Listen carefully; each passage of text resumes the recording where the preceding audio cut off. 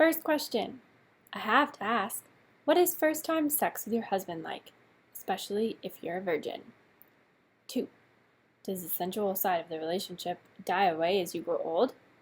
In today's culture, all you hear about is about how great sex is, and then you become grossed out with each other after the wrinkles start coming and you gain weight. 3. Do you ever go through long periods of not feeling turned on and worry there's something wrong with your relationship? 4. Is sex really as disappointing as some women make it sound? And 5. I've chosen to wait for marriage to have sex, and I'm completely happy with the decision. But I've always thought of my wedding night as the wonderful time where you're both free and can go all the way and not hold back. Lately, I've realized this could be awkward, and it could even fall short of fantastic. Is there anything I should do before the night to prepare myself or my partner? Are there specific things you should talk about or anything you should do? I just want a marriage that lasts, and it's really scary to think about the first time expressing our love physically, and it may be a disaster. Okay, first of all, I've had all of these questions myself, so I'm super glad you're asking. Second of all, if I could go back and say one thing to my younger self, it would be chill out and stop trying to get the answers to questions before you've gotten there. So, you could just stop watching the video now and live your life as a great experiment and see what happens, or I can give you some tips. First of all, I can't tell anyone what sex will be like. There's no predictable scenario. Trust me, I've heard all the stories. To understand or to anticipate sex between two people is like understanding and anticipating your personality.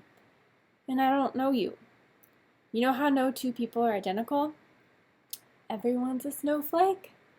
Sex between two people is never identical. Even if you have sex with your husband 3 times a week for a month, every single time it's going to be totally different. So unfortunately, I don't have an answer. Second of all, no one will have the best sex of their life the first time they have it. When I say it that way, it sounds kind of obvious. Kind of like anything you would try for the first time, it's probably not going to be the best. But to back up, I need to explain that sex is really complex. Contrary to common belief, it's kind of one of those things that we don't understand very well yet, even though we talk about it so much. There's physical parts, emotional parts. Most people understand that. As far as physical things, there's questions you can ask like, did you experience orgasm? How many did you have? Which is kind of a ridiculous question, but I'll talk about that later. How long did you have one for? Was it better or worse than other times? And so on.